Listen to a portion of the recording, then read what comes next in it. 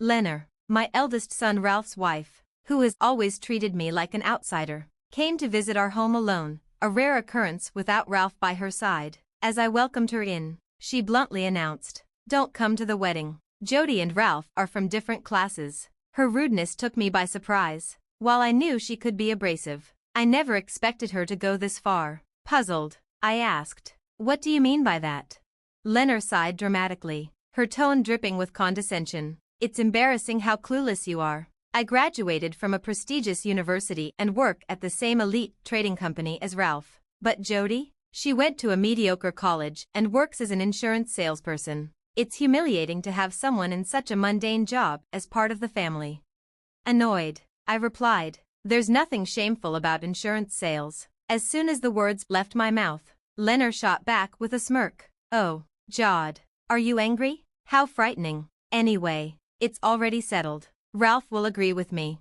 Worn out by her attitude, I took a deep breath and said, "I'm Jod, 65 years old, and I work in insurance sales. I've been with the same company since graduation. It's a challenging job, dealing with failed contracts and customer complaints, but it's fulfilling, especially when I land a big deal and my colleagues congratulate me. As a single mother, I raised Ralph on my own after my marriage ended. We had different values, which led to constant arguments that Ralph witnessed. My husband refused to take Ralph with him after the divorce, so I chose to raise him myself despite financial uncertainties. Balancing work and parenting, especially during Ralph's rebellious phase, was difficult, but I managed. Now, Ralph wants to marry the hard-working woman he's brought home, Lenor." When Ralph introduced Lenor, he had grown close to her at work, and today was the day he would bring her to meet me. As Ralph went to pick her up, I prepared for their arrival. The doorbell rang, and there they stood. "Nice to meet you. I'm Lenor," she said, handing me a paper bag filled with famous cookies from a renowned department store. "Sorry for the sudden visit. I brought you something small." "Oh, you didn't have to go to the trouble." "Thank you," I exclaimed. "It's just a small gesture," she replied with an air of modesty. "Thank you for the lovely gift. Please come in." I invited them with a smile. We began with casual conversation, and Lenor shared stories about her upbringing, her relationship with Ralph, and her admiration for his work. Then, she curiously asked, "By the way, what do you do for work, Jodie?" Seeing no harm, I cheerfully replied, "I'm in insurance sales." At that moment, I caught a fleeting look of disdain on Lenor's face before it smoothed back into her usual demeanor. Did I imagine it? We continued chatting until the evening wrapped up, but that momentary expression lingered in my mind. As time passed, Ralph began bringing Lenor around more frequently, especially with wedding preparations underway. With my ex-husband definitely not attending, I needed to fulfill the father of the bride duties Ralph's dad would have taken on. It was something I had anticipated ever since my ex refused custody of Ralph. I had so much to cover: speeches, responses to RSVPs, and more. Time was running out. But with work being busy, finding the time was a challenge, especially with Lenor's growing visits cutting into my personal time. While I pondered this, Lenor began discussing her wedding dress. "I absolutely want a bright blue dress with sequins everywhere. It'll look stunning." "By the way, Jod, what kind of dress did you wear for your wedding?" Caught off guard, I hesitated. Ralph should have mentioned I was already divorced. Ralph, sensing my discomfort, placed a reassuring hand on Lenor's shoulder. "Oh, it's fine. Even if you're divorced, it's all in the past, right? I can't imagine how embarrassed and miserable I'd be if I ever got divorced. But, Jod, you're a stranger to me, so I can't really understand your feelings." Lenor laughed. I forced a smile, feeling the tension rise, and quickly changed the subject. Ralph looked at me with an apologetic expression, while Lenor beamed triumphantly. Her condescending attitude increasingly troubled me. Every time she referred to me as a stranger, Ralph would chastise her, but she remained unfazed. Perhaps her perception of me was flawed. Her behavior was growing more concerning, and even Ralph seemed increasingly uncomfortable around her. I often found myself concerned about the thoughtful gestures Ralph occasionally made, and then Lenor arrived for a visit, all alone. When the doorbell rang, I wondered who it could be and was surprised to see her standing there without Ralph. Although it felt a bit unusual without him, I welcomed her in. However, Right at the entrance, Lenor looked down at me with an air of superiority. "Jodie, our classes are different, so please don't come to the wedding," she stated bluntly. Her abrupt rudeness took me aback. "What do you mean?" I asked, frowning. I was aware that Lenor could be impolite, but this crossed a line. She sighed heavily, as if my confusion was beneath her. "I can't stand your cluelessness, Jod. I graduated from a prestigious university and work at a top trading company like Ralph. But you're just an insurance salesperson from a third-rate college. It's embarrassing to have someone like you in our family," she said, her disdain evident. I felt a surge of irritation and retorted, "Could you please stop looking down on insurance work? It's not the shameful job you think it is." The moment I stood up for myself, Lenor sneered. "Oh, Jod. Angry? How scary. Anyway, this decision is final. Ralph will surely agree with me. She came here without even consulting him first."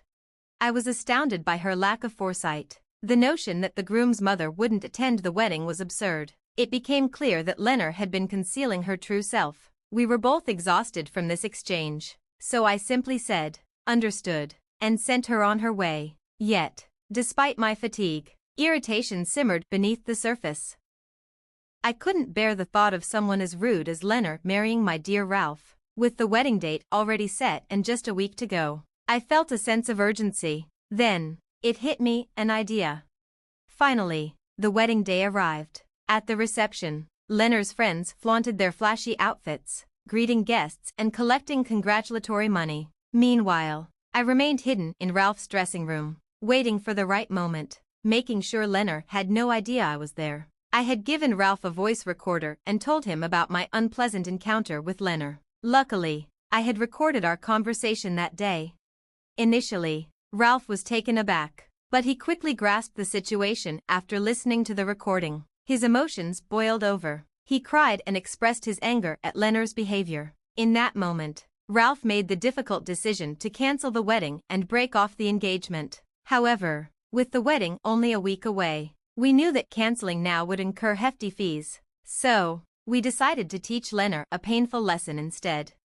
As the wedding commenced, it felt more like a casual reception since it was held in a restaurant. I positioned myself near a door by the exit, allowing me to observe without being noticed by Lenor. When the moment arrived for the bride and groom to enter, the host opened the doors for Ralph and Lenor. Initially smiling, Lenor's expression faltered as she glanced around, muttering in confusion. Understandably, all the relatives were inexplicably absent. Ralph and I had discreetly visited each relative, asking them not to attend, but it was strange that Lenor's relatives were also missing. The venue was eerily empty. The parents-in-law awkwardly scanned the room, unable to understand the absence of guests. Lenor's friends exchanged puzzled glances at the two completely empty tables designated for the families.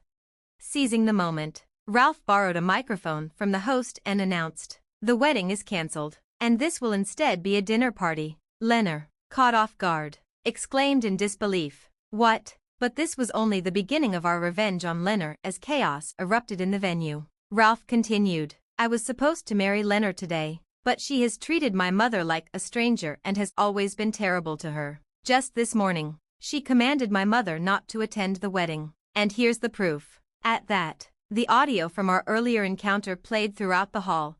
"Don't come to the wedding because Jodie and I are from different classes." The harsh laughter of Lenor echoed along with her words. Lenor's father and mother looked visibly shaken as they processed the revelation. "Lenor, what's this about?" they asked in disbelief. Lenor stood frozen in her wedding dress, her complexion draining of color. Ralph, maintaining his composure, confronted Lenor. "Do you understand why this is happening?" Lenor, clearly distressed, shot back, "How would I know?" Her parents were too overwhelmed by the unfolding drama to respond. With no one speaking up, Ralph pressed on, "Let's have this person explain." The door swung open to reveal me, bathed in spotlight, standing before Ralph, Lenor, and her parents. Lenor glared at me, rage radiating from her. "It's all your fault. You ruined my wedding. You worthless old hag from a third-rate university and a third-rate company."